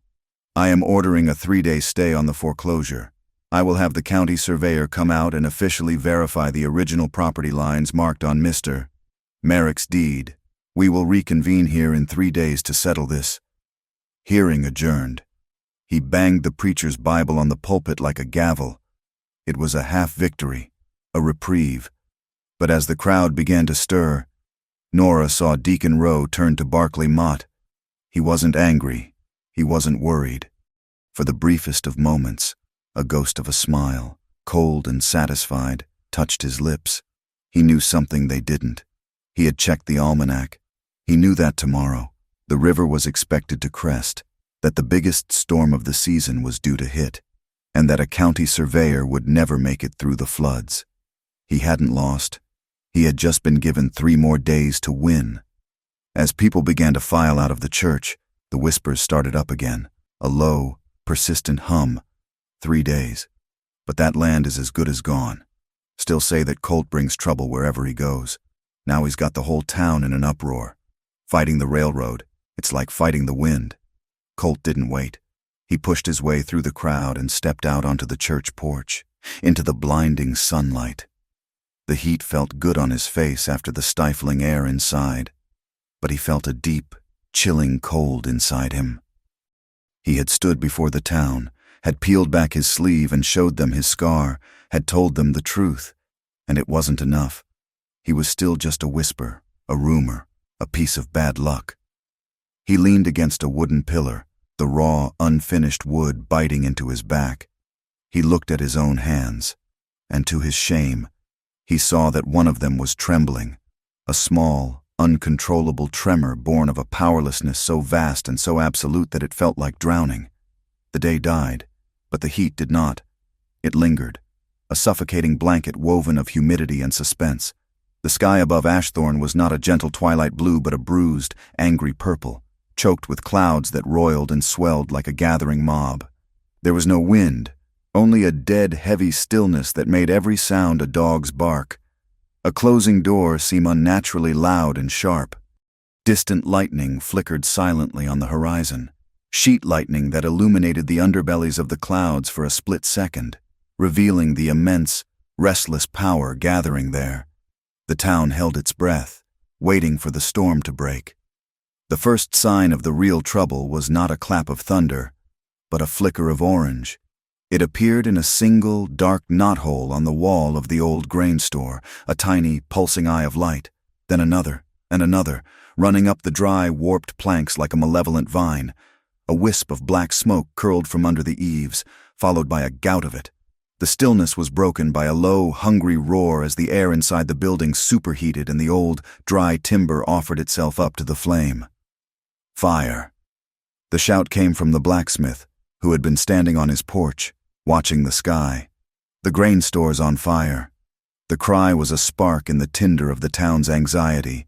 Doors flew open. People poured into the street, their faces pale and horrified in the flickering, rapidly growing light. The grain store, Nora's school, was being eaten alive. A sheet of flame burst through the roof, a great roaring tongue of orange and red that painted the underside of the storm clouds with a hellish light. Then the wind came, not a breeze, but a sudden, violent gust from the west, a herald of the coming storm. It slammed into the inferno, and a shower of burning embers, like a swarm of angry fireflies, lifted into the air. They sailed across the dusty street, directly toward the livery stable. Colt was already moving. He had seen the first glow and his gut had clenched with a cold, certain dread. This was not an accident. This was the work of the men from the swamp. As the burning embers began to rain down on the dry, shingled roof of his stable, panic gave way to a cold, focused rage. His horses, his future, were about to go up in smoke. He didn't waste time on a single bucket. He took charge. "Bucket brigade," he bellowed, his voice a raw command that cut through the rising panic of the crowd. From the town well formed 2 lines now. Men who had been whispering about him behind his back an hour earlier now looked to him, grateful for a voice of authority in the chaos. They scrambled to obey, forming a ragged line from the well. Buckets were passed, hand over hand, in a desperate, frantic rhythm. Nora stood frozen for a single, horrified second, watching the flames devour her school, the books, the benches, the cracked blackboard. All of it was turning to ash. Then she heard a child cry. Her students, drawn by the commotion, were huddled with their parents, their small faces streaked with tears, their eyes wide with terror. Her paralysis broke. The building was lost, but they were not. The back, she yelled to the mothers. Get the children around the back, away from the smoke. She didn't follow them. On the porch, leaning against the wall, were the two things she could not bear to lose: the cracked blackboard, heavy and awkward, and the wooden crate containing the few precious books she had managed to salvage from her wagon. She would not let them burn. She strained, her muscles protesting, and dragged the heavy slate board off the porch and onto the dusty ground. She went back for the crate of books, her lungs starting to burn from the acrid smoke. She was heaving it into her arms when she saw them. Two figures, keeping to the shadows at the side of the building, were creeping toward the fire. One of them was carrying an oil can. They were going to feed the flames, to make sure the fire spread to the livery, to turn the distraction into a catastrophe. Before she could scream a warning, a new chaos erupted. Hickory, Colt's bay, who had been left loosely tethered to a post near the stable, panicked. The smell of smoke, the roar of the fire, the rain of embers, it was too much. The horse reared, its eyes rolling, and snapped its tether. It bolted, not away from the fire, but in a blind, terrified circle around it. The snapped length of its reins whipped through the air like a leather snake. The two saboteurs, intent on their work, never saw it coming. The trailing rein wrapped around the ankles of the man with the oil can. He went down hard, his face plowing into the dirt, the can flying from his grasp. His companion, startled, turned just in time for the terrified horse to slam into him. He was thrown sideways, landing in a heap against the water trough. A figure loomed out of the smoke. It was Sheriff Doolin, his face a grim mask of fury, his Colt peacemaker looking enormous in his hand. "Don't move," he snarled, the gun steady on the man trying to untangle himself from the reins. "You're under arrest." He had seen the whole thing from the shadows, waiting, watching. The first heavy drops of rain began to fall, fat and slow. They hissed as they hit the hot embers scattered on the ground. Then, as if a celestial dam had broken, the heavens opened. The rain came down not in drops, but in a solid, blinding curtain of water. It was a deluge, a vertical river. It hit the fire with a roar that almost matched the flames themselves, sending up a massive cloud of steam and ash. The bucket brigade faltered, the townsfolk turning their faces up to the sky, their mouths open in a mixture of relief and disbelief. Colt, at the head of the line, doused one last patch of flame that had caught on the livery roof. He looked over at the town well. The men in the brigade had been using the braced, broken half of the well cover the very section he had secured as a stable platform to stand on, a solid point of leverage to draw and pass the heavy buckets. The thing that had been a symbol of their destruction had become the anchor for their salvation. A short, harsh laugh, devoid of any humor, escaped his lips. The irony was so bitter it tasted like blood. Through the steam and the driving rain, he saw a figure stumble out from behind the smoldering ruin of the grain store. It was Nora. She was dragging the crate of books, her face black with soot, her body racked with deep, tearing coughs. She took 2 more steps, then her knees buckled. She crumpled to the muddy ground, the crate toppling beside her. Colt was moving before she even hit the ground. He ran to her, his boots splashing through the newly formed puddles. He knelt beside her, turning her over. Her eyes were closed, her face pale beneath the soot. She was still breathing, but in shallow, ragged gasps. The smoke had taken its toll. He slid his arms under her, just as he had done twice before. And just like before, she felt impossibly light, as if she were made of rain and ash and courage. He lifted her easily from the mud, her wet, soot-stained dress clinging to her, her head lolling back against his arm. Her whole body was soaked from the downpour, but where her cheek rested against his chest, he could feel a feverish, burning heat. Her breath was hot against his rain-chilled skin. Her eyes fluttered open. They were bloodshot and unfocused, but they found his. Her lips parted, and she whispered, her voice a raw, smoky thread of sound, lost in the roar of the rain. Keep the rhythm. Colt, don't stop. Her hand, cold and trembling, came up and weakly clutched the front of his wet shirt, a desperate, unconscious anchor in the storm. She wasn't talking about a winch. She wasn't talking about a piece of timber. She was talking about his heart, beating strong and steady against her ear. She was talking about breathing. She was talking about living. He held her tighter, shielding her face from the downpour with his own body. He looked down at her, at the fierce, stubborn line of her jaw, even in unconsciousness. The walls he had built around himself, the years of bitterness and solitude, crumbled into dust and washed away in the rain. He bent his head low, his lips close to her ear, so she would hear him, so the words would find their way through the fog of smoke and exhaustion. "I won't stop in the middle of the road anymore," he said, his voice a low, fierce promise that was swallowed by the storm. The fire was out. The last of the embers hissed into blackness under the relentless rain. The townsfolk, exhausted, soaked, and covered in mud and ash, began to drift back toward their homes, leaving the smoldering skeleton of the grain store to the storm.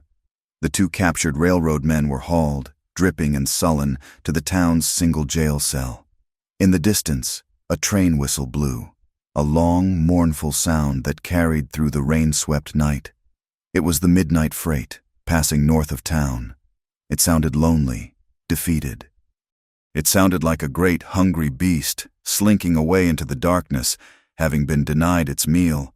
The dawn that followed the storm was a thing of quiet grace.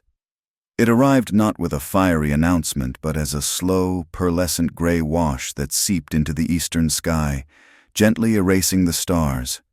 The air, scoured clean by the deluge, was cool and smelled of wet earth, bruised sagebrush, and the sharp, lingering tang of charred wood.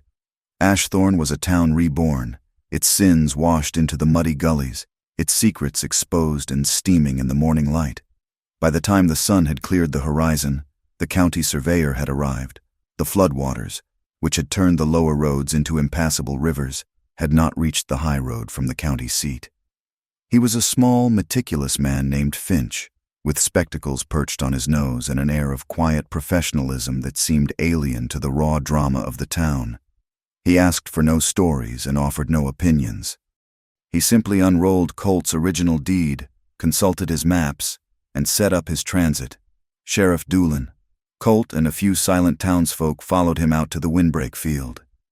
Finch worked with a calm, unhurried precision, his measuring chain glinting in the pale sunlight.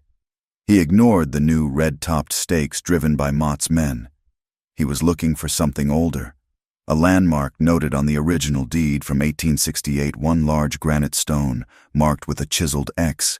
He found it half buried in the soft, muddy earth, a full 20 yards inside the line Mott's crew had marked. It was covered in moss and half swallowed by the land, a silent stone witness that had been there all along. Someone, at some point, had deliberately moved the visible corner markers to shrink Colt's property, to push his boundary back from the level ground the railroad coveted. The land had always been Colt's. The second hearing was nothing like the first. It was held on the church porch, with only the key players present. Judge Abernathy's face was like thunder. He had seen the surveyor's report. He had heard the sworn testimony of the two railroad thugs, who, facing a long spell in a territorial prison, had confessed everything, laying the blame squarely at Barclay Mott's feet for the arson and sabotage. The justice was swift. Mott was taken into federal custody for interfering with a legal proceeding and conspiracy to commit arson. The judge levied a heavy fine against Deacon Rowe and the bank for their part in the fraudulent survey and attempted intimidation. He ordered them to pay a handsome sum in compensation to Nora for the destruction of her school supplies and to Colt for damages and distress. It should have felt like a total victory, but it wasn't. After the judge had departed, Deacon Rowe approached Colt. The banker's face was pale with fury, but his voice was controlled, almost gentle.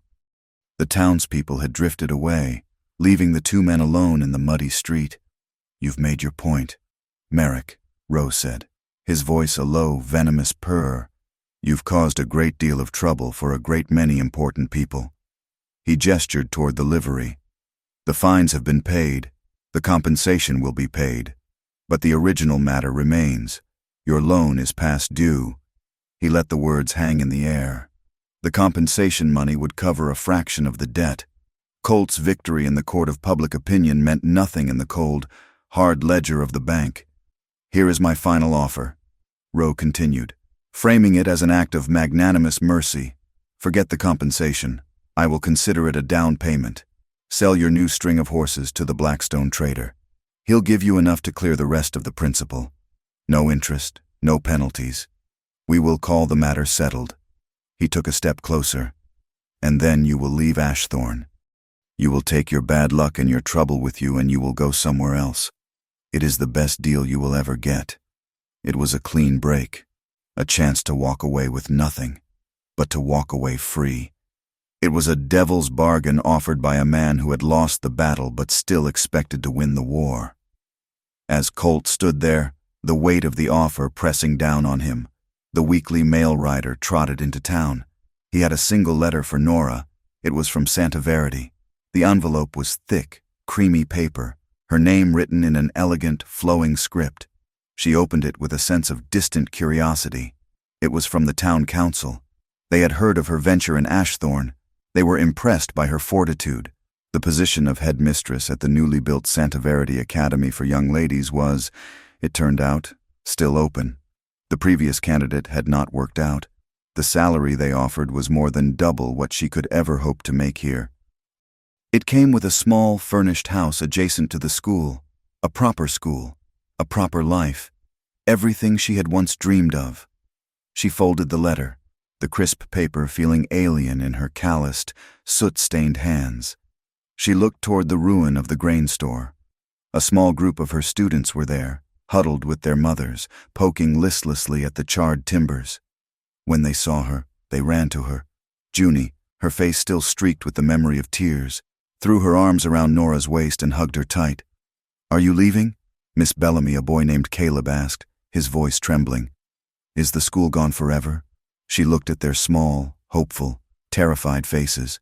She looked at the letter in her hand, a passport to a safe and comfortable world, and she felt a crack run through her heart, wider and deeper than any she had ever known. Later that afternoon, she found Colt by the corral, methodically checking the hooves of his horses. He was preparing them for a long journey. He was preparing to accept Rowe's offer. He looked up as she approached, his face weary but calm. He had made a decision. He saw the letter in her hand. He saw the conflict in her eyes. He knew, without her saying a word, that she had her own devil's bargain to consider. He said nothing about the debt, about Rowe, about leaving. He simply walked to Hickory's stall, took up the soft leather reins, and walked back to her.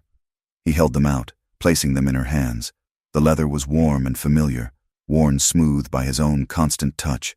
"This horse," he said, his voice quiet and steady. "He'll take you anywhere you want to go. East, back to the life you had, or west, to a new one." He looked at her, his gaze direct and honest, holding nothing back. He was giving her the reins not just to his horse, but to her own life. He would not ask her to stay.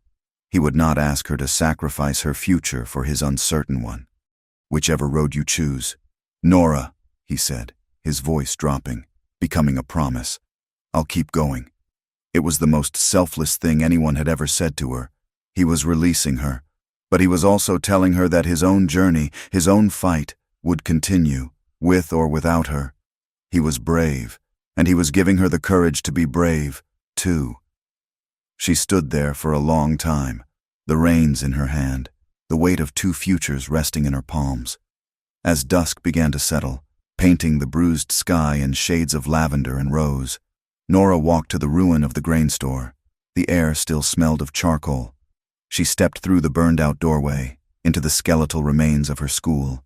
With a piece of salvaged chalk, she wrote on the back of a piece of singed planking. Then she lit a single kerosene lamp and hung it from a blackened, precarious-looking beam. It was a small, defiant star in the gathering darkness. She nailed the plank to what was left of the doorframe. In the lamp's flickering light, her careful letters spelled out a simple, stubborn message: "Class opens every windy morning.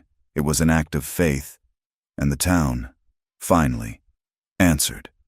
The first to come was the blacksmith. He didn't say a word.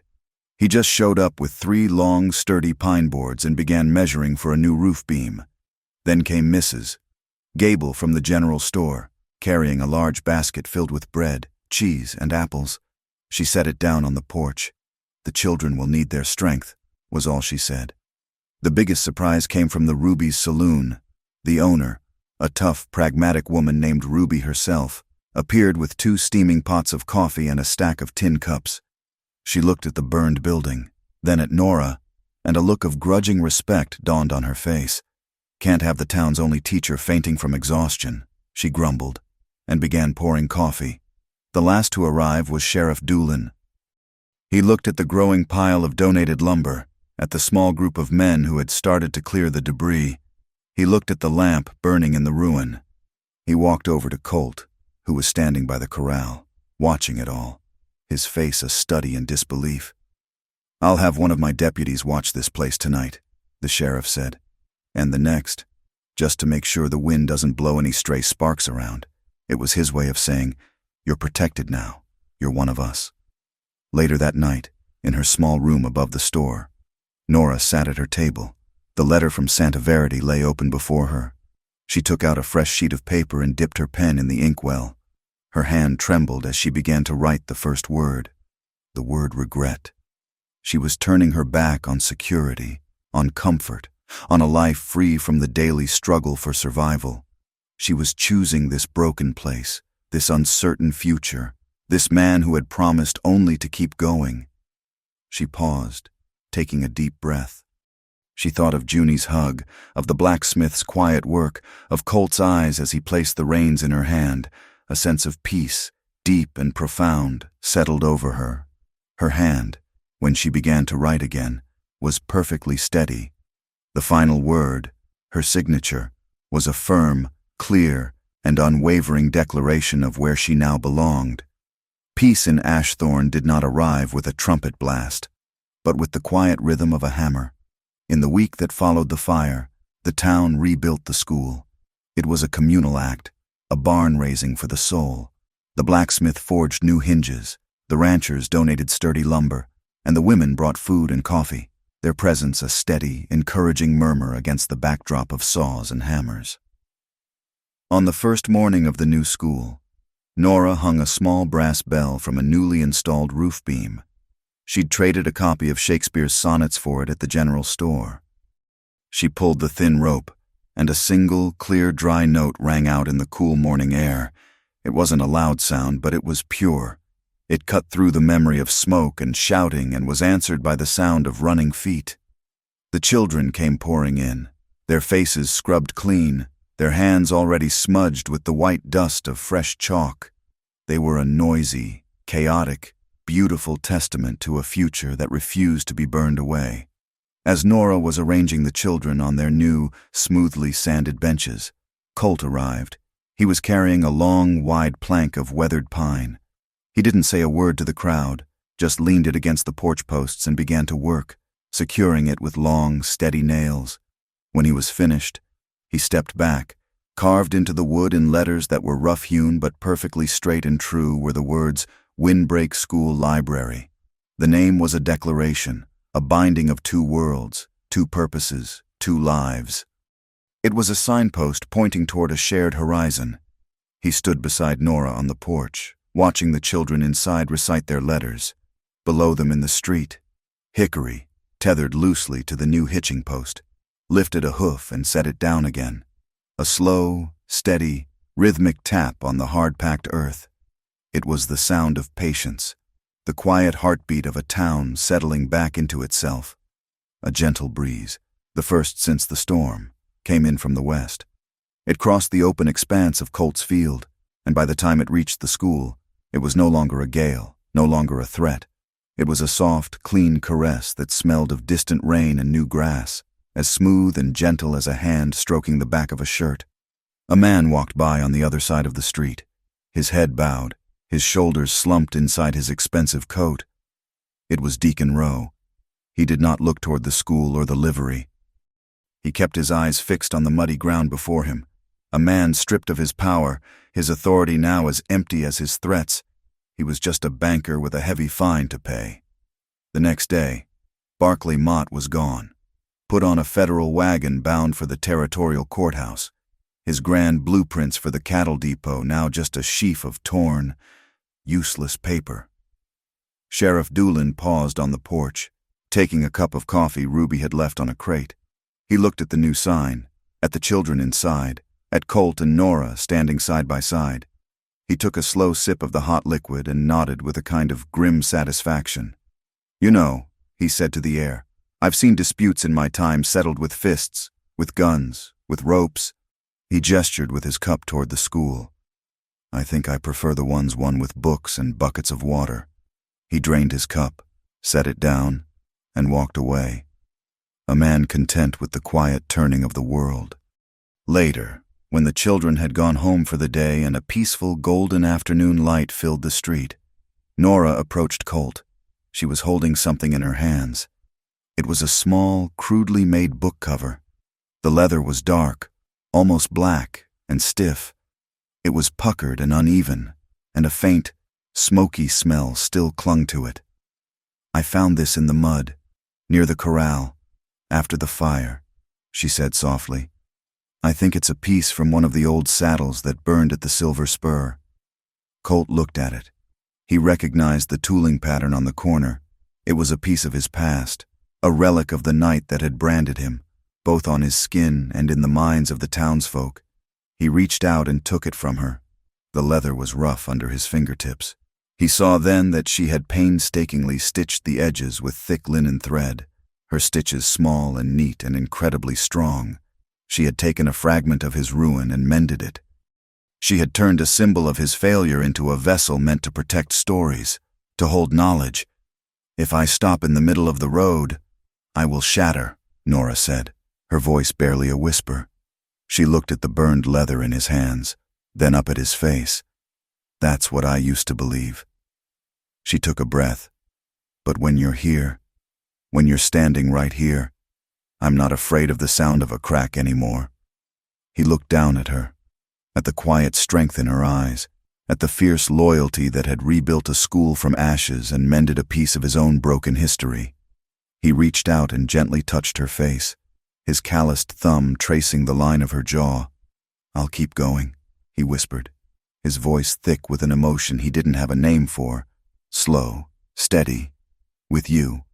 He leaned down, and under the new sign that bore both their futures, he kissed her. It was not a kiss of fairy tale passion, but a kiss of quiet promises, of shared labor, of two solitary souls who had found their anchor in each other. It tasted of wood smoke and coffee and the clean, hopeful air of a new beginning. As they stood there, a final, gentle breeze whispered through the town, and the last of the invisible ash that had hung in the air for so long finally settled, disappearing into the blades of new, green grass. In Ashthorne, hope was no longer a whisper or a prayer. It had a shape. It was the shape of a wide, green field that broke the wind. It was the shape of a schoolhouse, filled with the sound of children's voices. It was the shape of a herd of strong young horses, waiting for a future. And it was the shape of two people, standing together on a porch, who had learned they would continue to choose each other, and this life, every single morning. Thank you so much for listening to our story. We'd love to know where you're listening from, so please drop a comment below to say hello and share your thoughts. If you enjoyed this tale, please subscribe to our channel, Wild West Stories 1850, and give this video a like. And to help this story reach more listeners, please consider supporting us by hitting the hype button. We appreciate every one of you.